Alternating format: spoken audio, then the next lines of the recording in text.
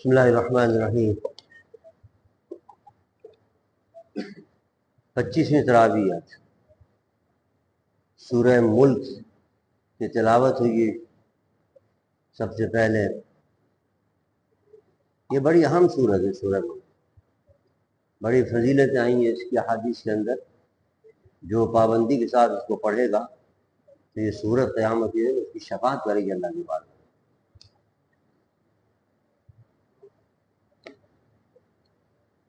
ایک دفعہ قبرستان میں خیمہ لگایا صحابہ کرام نے، تو جب خیمہ لگایا تو نیچے سے یہ قبر میں سے سورہ ملک کے پڑھنے کی آواز آ رہی۔ حضور سے عرض کیا اندر سے آواز آ رہی ہے۔ آپ نے فرمایا یہ سورت جو ہے یہ مانعہ اور منجیہ یعنی نجات دلانے والی ہے اور اللہ کے عذاب سے روکنے والی ہے، اللہ کے عذاب سے بچانے والی ہے۔ پڑھتے رہے آدمی تو خود ہی بچ جائے گا، یا کسی قبر والے پر پڑھے گا تو اس قبر والے کو اللہ تعالیٰ عذاب سے بچا رہے گا۔ بڑی فضیلت ہے اس صورت کی۔ اس صورت کے اندر سب اس کی حمد بیان کی گئی ہے، اللہ کی تحمید ہے، اس کی عظمت، اس کی شان بیان کی گئی ہے، اور یہ بتایا گیا ہے کہ پورے ساری کائنات کی سلطنت اور حکومت صرف اسی کی ہے، اور ساری عالم جو ہے وہ اس کے قبضہ قدرت کے اندر۔ حقیقی بادشاہت اس کی ہے، چھوٹی چھوٹی مملکتیں بادشاہتیں وہ اللہ کسی کو دے دیتا ہے، انسان اس پہ غرور کر لیتا ہے، تکبر کر لیتا ہے اور اللہ کی نافرمانی شروع کر دیتا ہے۔ یہاں بتایا جا رہا ہے ساری کائنات کا حقیقی مالک وہ ہے، اس کی اطاعت کرو، اس کی فرما برداری کرو، اس کے آگے تکبر نہ کرو۔ اس کے بعد پھر فرمایا گیا کہ لوگوں کا پیدا کرنے والا وہ ہے، مارنے والا وہ ہے، موت عزیز اس کے ہاتھ میں، وہی جلاتا ہے وہی مارتا ہے۔ کافروں کے لیے سخت عذاب کا ذکر ہے اس کے اندر، مومنوں کے لیے جنت کا ذکر ہے۔ جنت کی بڑی یہ تعریف ہے، جو اس کے اوصاف ہیں جنت کے اندر، جو اللہ تعالیٰ نعمت عطا فرمائے گا مسلمانوں کو، اس کا ذکر ہے۔ جہنم عذاب ہوگا کافروں کو جہنم کے اندر۔ اس کے بعد سورہ قلم شروع ہوتی ہے، اللہ قلم کے قسم ارشاد فرما رہا ہے والقلم۔ تو قلم سے کیا مراد؟ یا تو قلم سے مراد لوح محفوظ کہ جو قلم لکھ رہا ہے وہ قلم مراد، وہ نورانی قلم ہے، اور اتنا لمبا قلم ہے وہ کہ زمین اور آسمان کے برابر اس کی لمبائی ہے۔ اس کو اللہ نے حکم دیا لکھ، اس نے کہا کیا لکھو؟ جو کچھ ہو چکا، جو کچھ ہونے والا وہ لکھ دیا، جو کچھ قیامت تک ہونے والا تھا وہ سب اس نے لوح محفوظ میں لکھ دیا۔ یا کہ اس قلم سے وہ قلم مراد ہے، یا قلم سے عام قلم مراد ہے۔ تو عام قلم کا کیوں قسم ارشاد فرمائی؟ اس لیے کہ یہ علم کا ذریعہ ہے، قلم کے ذریعے علم حاصل ہوتا ہے اور علوم پہنچتے ہیں، یعنی علم کی اہمیت بتانی مقصود ہے کہ قرآن پاک کی نظر میں علم کی بڑی اہمیت ہے۔ علم کے جو اسباب ہیں وہ بھی اللہ کو پیارے ہیں۔ اب یہ قلم ایک سبب ہے، اس کے ذریعے کیا نام ہے علم آتا ہے۔ قلم نہ ہوتا، یہ کتابیں نہ لکھی جانی تو ہم تک اور آپ تک یہ حدیث کیسے پہنچتی، کہ قرآن کیسے پہنچتا، یہ اصول حدیث، یہ تفسیریں کس طرح پہنچتی اگر قلم نہیں ہوتے؟ بڑے بڑے علماء نے قلم سے لکھا، محدثین نے مفسرین نے قلم سے لکھا۔ تو یہ قلم ہے کہ جس نے آپ تک حدیث کے اور قرآن کے علوم آپ تک پہنچا دیے۔ تو یہ قلم جو ہے وہ علم کا سبب بن رہا ہے، اس لیے اللہ کو یہ بھی پیارا ہے۔ تو پتہ چلا کہ علم اللہ کو بہت پیارا ہے، اور جو علم حاصل کرے وہ بھی اللہ کو پیارا ہے، عالم بھی اللہ کو پیارا ہے، اس سے یہ بھی پتہ چلا۔ اس کے بعد پھر فرمایا گیا کہ اے محبوب ہم نے آپ کو خلق عظیم سے نوازا ہے۔ خلق عظیم پر ہیں آپ، یہ نہیں کہ آپ کی وجہ سے اچھے اخلاق کو اخلاق کی وجہ سے آپ کو عزت حاصل نہیں، اخلاق آپ کے دامن سے وابستہ ہو گئے تو ان کو عزت مل گئی۔ اسے فرمایا کہ آپ اخلاق پر ہیں، انا خلق عظیم۔ یہ کیوں فرمایا؟ اس لیے کہ ولید بن مغیرہ بڑا گستاخ تھا، انہوں گستاخی کرتا تھا، توہین کرتا تھا، معاذ اللہ کہتا تھا یہ مجنون ہے۔ تو اس کے جواب میں اللہ نے فرمایا کہ ہمارا محبوب جو ہے وہ یہ شان ہے ہمارے محبوب کی طرف کہ اس کے اخلاق عظیم ہے اور اس کا بے حد و حساب سوال ہے۔ کوئی اگر مجنون ہوتا ہے تو اس کو تو اس کے عمل کا ثواب بھی نہیں ملتا، وہ تو نیک کام بھی نہیں کر سکتا کوئی، پھر کیا نام ہے اس کے اخلاق کا اس کو پتہ ہی نہیں ہوتا اخلاق کیا ہوتے۔ ہم نے اپنے محبوب کا عظیم اخلاق کا مالک بنایا ہے، بے حد حساب ان کو ثواب عطا فرمائے، ان کے ماننے والا قیامت تک امتی آئیں گے، وہ سارا ثواب حضور کو لکھا جا رہا ہے، تو یہ کیسے مجنون ہو سکتے ہیں؟ لست مجنون وَإِنَّ لَكَ لَأَجْرًا غَيْرَ مَمْنُونٍ مَا أَنْتَ بِنِعْمَةِ رَبِّكَ بِمَجْنُونٍ، آپ مجنون نہیں ہیں۔ کہ اس کا ایک تو جواب دے دیا گیا، یعنی علمی دلائل کے لحاظ سے دلیل بیان کر کے اعتراض کرنے والے کو بھی جواب دے دیا گیا، پھر اس کی مذمت کی گئی ہے کیونکہ اس نے حضور اکرم صلی اللہ علیہ وسلم کی توہین کی تھی، اس لیے قرآن پاک میں ولید کی اللہ نے اس آیت کے اندر وَلَا تُطِعْ كُلَّ حَلَّافٍ مَّهِینٍ حَمَّادٍ مَّشَّاءٍ چغل خور ہے، وہ نیکیوں سے روکتا ہے، 10 اس کی خامیاں بیان کی ہیں، 10 خامی اور 10 عیب قرآن نے اس کا بیان کیے، اور آخر کے اندر تو یہاں تک کہہ دیا کہ وہ کیا نام ہے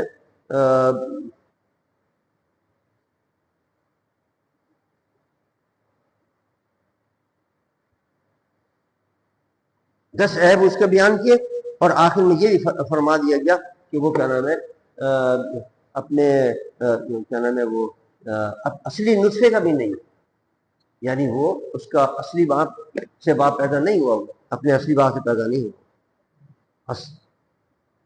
یہ جب اس کے جب آیت یہ نازل ہوئی تو یہ ولید جو تھا وہ اپنی ماں کے پاس گیا، اس نے کہا بھائی یہ 10 عیب تو جو حضور نے بیان کیے یہ 9 تو ہیں میرے اندر، یہ جو انہوں نے کہا ہے کہ میں اصلی باپ کا نہیں ہوں، یہ تو بتا صحیح کیا ہے؟ اس نے کہا ہاں بات یہی تھی، تمہارا جو باپ تھا وہ نامرد تھا، تو ایک چرواہے سے میں نے زنا کیا، اس سے تو پیدا ہوا۔ تو پتہ یہ چلنا کہ جو حضور کا گستاخ ہوتا ہے نا، اس کی اصل میں کیا خطا ہوتی ہے۔ جو بھی کوئی حضور کی گستاخی کرے گا یاد رکھ لے کہ وہ کوئی اپنی ماں کا یا اپنے باپ کا حلالی نہیں ہوگا، حضور کی گستاخی بدترین جرم ہے۔ اور اس سے پتہ چلا کہ اللہ تبارک و تعالیٰ کو کتنا ناپسند ہے اپنے محبوب کی گستاخی، کہ گستاخی کرنے والے کا پہلے علمی جواب دیا، اس کے بعد پھر اس کی 10 مذمتیں بیان کی، اس کی 10 عیب بیان کیے، اور یہ ہمیں بھی سبق مل گیا، اور سبق دینا بھی مقصود ہے کہ حضور کی جب توہین رب کو گوارا نہیں ہے تو تمہیں بھی اپنے نبی کی توہین گوارا نہیں ہونی چاہیے۔ اگر کوئی تمہارے سامنے حضور کی توہین کرے تو تمہیں برداشت نہیں ہونا چاہیے۔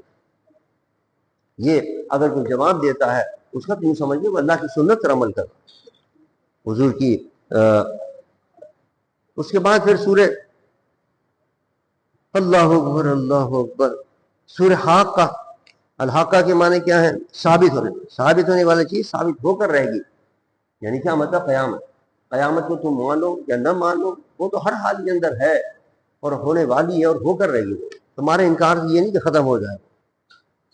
پھر فرمائے کہ پورا قیامت کے واقعات کا ذکر ہے، قیامت کے علامات کا ذکر ہے کہ سور پھونکا جائے گا اور زمین جو ہے وہ ریزہ ریزے ہو جائے گی، پہاڑ بڑے بڑے ریزہ ریزہ ہو جائیں گے، آسمان پھٹ جائے گا، اور فرشتے نازل ہوں گے، اور اللہ کے سامنے اعمال سب کے کھلیں گے، سب اعمال پیش ہوں گے سب کے، اور ایک عالم ہوگا کہ سب پریشان ہوں گے، گھبرانے ہوں گے، کسی کو کسی کا ہوش نہیں ہوگا۔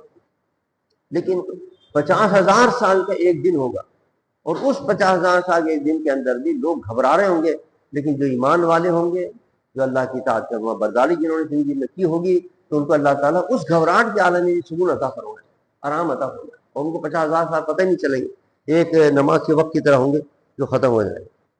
سورہ معارج شروع ہوتی ہے جس کے اندر ان لوگوں کا ذکر ہے جو کیا نام ہے مذاق اڑاتے ہیں نبیوں کا، اور کہتے ہیں کہ اب عذاب کہاں آنا ہے، اللہ ہمیں پتہ ہے عذاب کب آنا ہے، اور ہم دیں گے عذاب جو نہیں مانیں گے، ڈھیل دے رکھی ہے، اب بھی ایمان لے آؤ، اب بھی ایمان لے آؤ، لیکن جب نہیں آئیں گے تو اللہ عذاب نازل فرماتا ہے۔ پھر قیامت کا یہ جتنی صورتیں اب آ رہی ہیں اس کے اندر آخر میں قیامت کے بار بار ذکر ہو رہے ہیں، قیامت کے نشانیاں بیان کی جا رہی ہیں۔ فرمایا قیامت کے دن جو پہاڑ ہیں جس طرح روئی کے گالے اڑتے ہیں، اسی طرح روئی کے گالوں کی طرح یہ اڑیں گے، کوئی کسی کو پوچھنے والا نہیں ہوگا، لیکن اس کے اندر بھی وہ محفوظ ہوں گے جن پر اللہ کی رحمت نازل ہوگی، اور ان پر اللہ کی رحمت نازل ہوگی۔ اس حال کے اندر جب لوگ گھبرا رہے ہیں، کون لوگ ہوں گے؟ جن کی یہ صفت ہوگی دنیا کے اندر، کیا کیا صفت ہوگی؟ کہ وہ نماز پڑھتے ہوں گے، دنیا میں جو نماز پابندی سے پڑھی ہے، مال اللہ کی راہ میں خرچ کیا ہوا، اور کنجوسی کے ساتھ نہیں رکھا، لاکھوں کو میں زکات دینا، صدقات و صدقات خیرات زکات دیتے رہیں گے، تو یہ ان کے کام آئے گا قیامت کے دن۔ اسی طرح قیامت کو وہ حق سمجھتے ہوں گے، قیامت کا انکار نہیں کرتے ہوں گے، نہیں کوئی نہیں اٹھنا، نہیں ان کا ایمان ہوگا کہ نہیں اٹھنا ہے قیامت کے بعد موت ہوگی۔ اس کے علاوہ اللہ سے ڈرنے والے ہوں، اللہ کے عذاب سے ڈرنے والے ہوں، یہ ایک جامع اصول ہے کہ جس کے دل میں بھی اللہ کا خوف پیدا ہوگا وہ تمام گناہوں سے بچ جائے گا۔ تو جس کے دل میں اللہ کا خوف ہو، اللہ سے ڈرنے والے ہوں گے، یہ بھی ایک کامل ایمان والوں کی نشانی ہے۔ اپنی شرمگاہوں کی حفاظت کرنے والے ہیں، امانتوں کے وعدوں کا پاس رکھنے والے ہیں۔ کسی امانت رکھوائی، کسی نے وعدہ کیا، اس کی وعدوں کا پاس کرنا، امانتوں کا پاس کرنا، کرپشن نہیں کرنا، مال کسی کا لے کے سے نہیں اڑانا، حکومت کے پیسے اڑا رہے جنا، ایسا نہیں کرنا۔ یہ پھر گواہیوں کی حفاظت کرنے، گواہ ہے یہ نہیں کہ گواہوں کو مار دیا کہ صاحب کہ یہ گواہی نہیں دیں گے اور کیا نام ہے مقدمہ بھی نہیں ہوگا اور اس کو سزا بھی نہیں ہو سکے گی۔ گواہیوں کی حفاظت کرنے والے، جس کی اگر کسی کو تم نے دیکھا ہے تو واقعی گواہی جو اللہ عدالت میں جا کر کوئی مجرم ہے تو اس کے لیے یہ وہ صفات ہیں کہ جن کے اندر یہ صفات ہوں گے، اللہ فرماتا ہے قیامت کے دن جبکہ 50,000 سال کا دن ہوگا اور سب گھبرا رہے ہوں گے، یہ لوگ جنہوں نے یہ کام کیے ہوں گے وہ اس وقت آرام سے ہوں گے، سکون سے ہوں گے۔ اس کے بعد سورہ نوح کے اندر حضرت نوح علیہ السلام کا نام یہ نوح ہے، حضرت نوح کا پوری تفصیل سے ذکر ہے۔ اللہ نے فرمایا نوح ان کو بتاؤ کہ اللہ ایک ہے، وحدہ اللہ شریک ہے۔ حضرت نوح نے ان کو تبلیغ کرنی شروع کی، ان کو بتایا، انہوں نے انکار کر دیا، انہوں نے کہا ہم تو اپنی انگلیاں کان میں ڈال لیتے ہیں، جب تم کوئی بات کرتے ہیں ہم تمہاری بات سنتے ہی نہیں ہیں۔ حضرت نوح نے کہا اللہ میں تو ان کو سمجھا کے تھک گیا ہوں، ایمان ہی نہیں رہے میری بات، نہ سن رہے میری بات، اور ان میں کوئی نظر نہیں آ رہا کہ مجھے، اور صرف یہ نہیں بلکہ ان کی نسلوں میں بھی کوئی مجھے نظر نہیں آ رہا کہ کوئی مسلمان ہو۔ آپ دیکھیے نبی کی نظر کہاں تک پہنچتی۔ یہ لوگ کہتے ہیں دیوار کے پیچھے بھی نبی کو معاذ اللہ پتہ نہیں، دیوار کے پیچھے تو بہت دور کی بات ہے، وہ تو نسلوں کو دیکھ رہے ہیں۔ حضرت نوح علیہ السلام تو حضور کی تو شان تو اس سے بڑی ہے، وہ تو نبیوں کے نبی بن کر آئے، تو حضور کی امت کے ولیوں کی شان بھی بہت بڑی ہے کہ وہ بھی جانتے ہیں اور پہچانتے ہیں، اللہ نے ان کو بھی غیب کا علم عطا فرمایا۔ یہ حضرت نوح کا علم ہے، یہ فرماتے ہیں کہ ان کی نسلوں کے اندر بھی مجھے کوئی نظر نہیں آ رہا کہ اسلام لانے والا ہوا، اللہ ان سب کو ختم کر دے، ورنہ ہو سکتا ہے ان کی نسل میں کوئی مسلمان آ جاتا تو ان کو رہنے دے، فرمایا کہ ان کو ختم کر دے، چنانچہ پھر عذاب آیا اور سب ختم۔ حضرت نوح علیہ السلام کی ایک دعا بھی اس میں نقل کی گئی ہے اس سورہ نوح کے اندر، انہوں نے فرمایا اللہ میرے والدین کو، میری اتباع کرنے والوں کو، عام مسلمانوں کو اور مسلمان مردوں اور عورتوں کو ان کی بخشش فرما، جو میرے گھر میں آ جائے اس کی بخشش فرما، اس کی مغفرت فرما۔ تو دیکھیں نا یہاں سے پتہ چلا کہ اپنے جو لوگ گزر جاتے ہیں مظلومین ان کے لیے دعا بخشش کرنا یہ نبیوں کی سنت ہے۔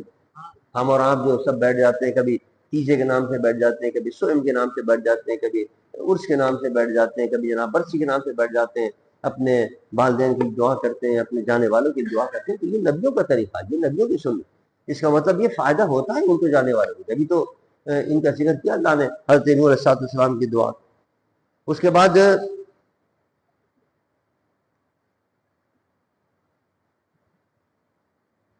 سورہ جن حضور کے ذکر ہے جنوں کی ایمان لانے کا۔ حضور اکرم صلی اللہ علیہ وسلم نماز فجر ادا فرما رہے تھے تو 9 جن جو تھے وہ ادھر سے گزرے، حضور کی تلاوت سنی، کہنے لگے تو عجیب تلاوت ہے اور اس کا عجیب مزہ ہے، اس کا اور عجیب کیف ہے اس کے اندر، تو بڑے متاثر ہوئے اور ایمان بھی آئے۔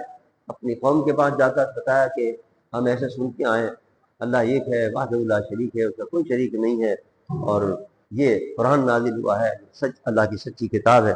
ان کو بھی لے کے آئے، وہ بھی مسلمان ہو گئے۔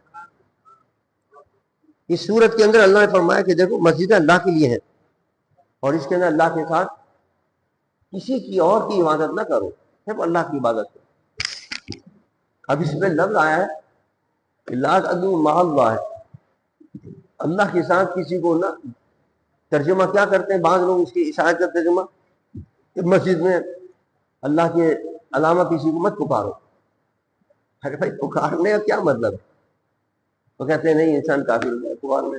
اب اس کو فٹ کرتے ہیں کہ صاحب یہ لوگ پکارتے ہیں یا رسول اللہ کہہ کے پکارتے ہیں، یا غوث اعظم کہہ کے پکارتے ہیں، یا علی کہہ کے پکارتے ہیں، اہل سنت والجماعت۔ اللہ نے منع کیا ہے، اللہ نے کہا ہے بس اللہ کو پکارو اور کسی کو مت پکارو۔ اب اگر اس آیت کی یہ معنی ہوتے کہ شرک ہے کسی اور کو پکارنا، تو ہم تو مسجد میں کسی کو پکار ہی نہیں سکتے، نہ بیچارے امام صاحب کا آواز دے سکتے ہیں، نہ محسن صاحب کا آواز دے سکتے ہیں۔ ارے محسن صاحب پانی پلا دیجیے، محسن صاحب آپ نے لاؤڈ اسپیکر نہیں کرا۔ یعنی حیرت ہوتی ہے کہ کیسا ترجمہ کرتے ہیں قرآن پاک میں۔ قرآن پاک میں اللہ ایسی باتیں بیان پڑے ہوئے ہیں کہ کسی کو مت پکارو مسجد کے اندر۔ اس کے معنی یہ ہے کہ عبادت کے لحاظ سے جیسے یہ کافر پکارا کرتے ہیں اپنے کیا نام ہے بتوں کو، تو اس طرح تم اللہ کے علاوہ کسی کو مت پکارو، یہ معنی یعنی عبادت مت کرو کسی کی، یہ معنی ہے۔ اور یہ پکارنے کا معنی لے رہے کہ یہ پکارو مت کسی کو، نہ جاہلی کو ہونا یا رسول اللہ کو۔ اچھی بچی لوگ قرآن پاک کے غلط معنی بیان کرتے ہیں۔ اللہ کی سوا کسی کو مت پکارو، یعنی کیا مطلب؟ اللہ کی سوا کسی کی عبادت مت کرو، اللہ کی عبادت کرو، وہ حضر اللہ کی۔ خانہ کعبہ کے اندر رکھے ہوئے تھے بت، رکھے ہوئے تھے، اللہ کی عبادت بھی کرتے تھے، بتوں کی عبادت بھی کرتے تھے۔ اللہ نے فرمایا اللہ کے ساتھ کسی کی عبادت کرو۔ اس کے بعد سورہ مزمل ہے، فرمایا چادر اوڑھنے والے قربان جاؤ، یعنی تھوڑی ساری رات حضور اکرم صلی اللہ علیہ وسلم کو کیونکہ تہجد کی نماز حضور پر فرض تھی، تو حضور ساری رات کھڑے ہو کر عبادت کرتے، اتنا کھڑے رہتے تھے، اتنے کھڑے رہتے تھے کہ ہاتھ میں پاؤں بال کا ورم آ گیا۔ تو پھر اللہ تعالیٰ نے قرآن کی آیت نازل فرمائی ہے اے کمبلی اوڑھنے والے، اے چادر اوڑھنے والے، اتنی مت کھڑے ہوا کیجیے رات کو، کچھ دیر آرام بھی فرما لی کیجیے، کچھ عبادت بھی کر لیا کیجیے۔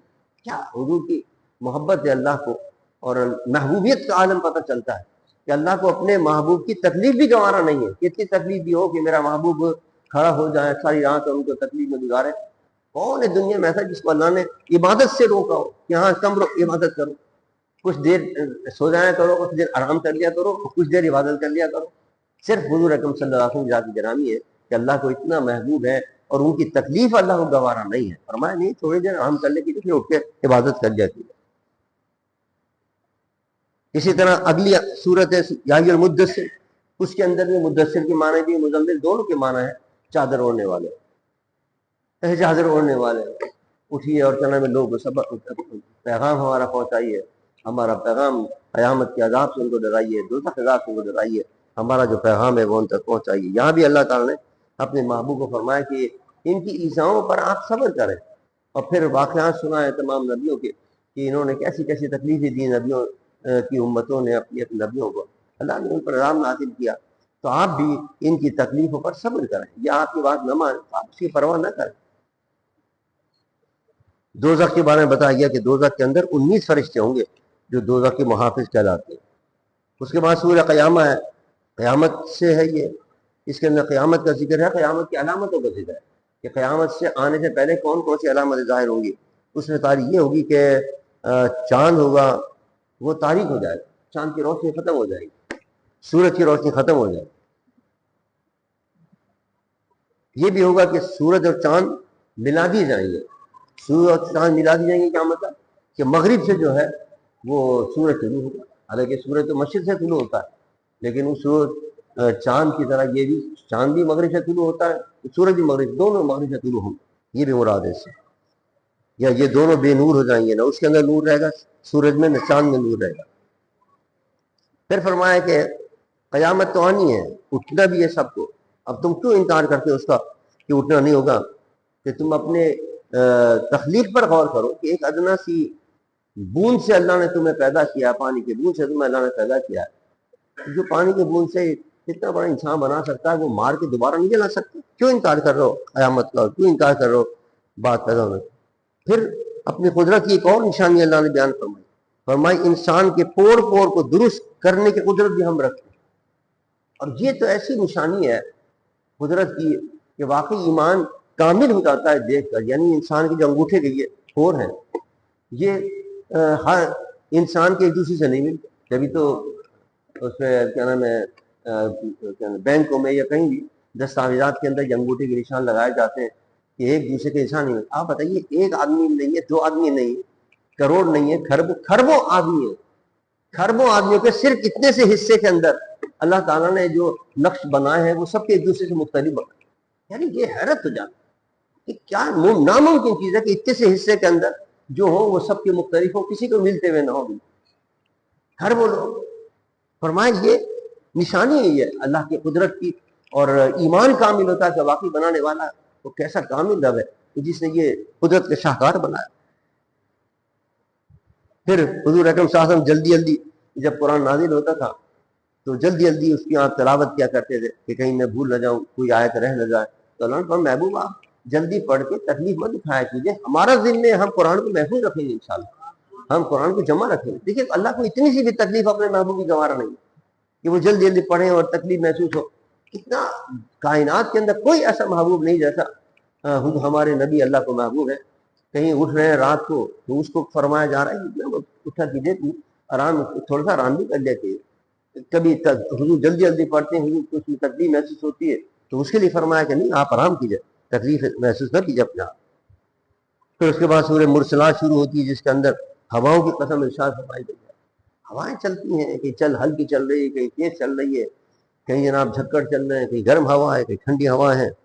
یہ اللہ کی قدرت کی نشانی ہے یہ ہوا. اللہ اللہ کائنات کے اندر تمام جتنی بھی چیزیں وہ سب. پھر اس کے بعد حشر اور نشر کے احوال واقعات آخر کے بیان کیے جا رہے ہیں کہ کیا کچھ ہوگا قیامت کے دن. اور اس کے بعد فرمایا گیا کہ تمہیں سب کو مار کے پھر دوبارہ اٹھایا جائے گا. اور یہ بھی فرمایا گیا کہ جس کا وعدہ کیا ہے وہ قیامت ہو کر رہے. تم کیا سمجھتے ہو کہ ٹل جائے گا یہ معاملہ یا التمام میں ملتوی؟ ہاں ملتوی ہو جاتے ہیں نا فیصلے, اعلان ہوں گے صاحب الیکشن ہوں گے, پھر نہیں حالات صحیح نہیں ہے اگلے مہینے ہوں گے. چھٹیوں کا اعلان ہوں گے صاحب ابھی چھٹیاں ہوں گی, اب کیا نام ہے 1 مہینے کی نہیں, ابھی تو ہم نے بڑھا دی. کبھی کہتے ہیں نہیں ہم نے گھٹا دی. تو یہ جو التوا ہوتا ہے اللہ فرماتا ہے یہ ہماری فیصلے میں التوا نہیں ہے اور دیر نہیں ہے. اور کہ ہم نے کوئی فیصلہ کیا ہے تو ہم کہیں نہیں صاحب کل ہوگا پرسوں ہوگا. جو ہم نے مقرر کر دیا ہے اور جو طے کر دیا اس کے مطابق قیامت آنی ہے ہر حال کے اندر. اور جب قیامت آئے گی تو کیا ہوگا؟ آسمان پر جو تارے ہیں وہ ٹوٹ ٹوٹ کے گریں گے, سارے آسمان تارے ٹوٹ جائیں گے, پہاڑ جو ہے وہ ٹکڑے ٹکڑے ہو جائیں گے اور روئی کے گالوں کی طرح اڑ جائیں گے.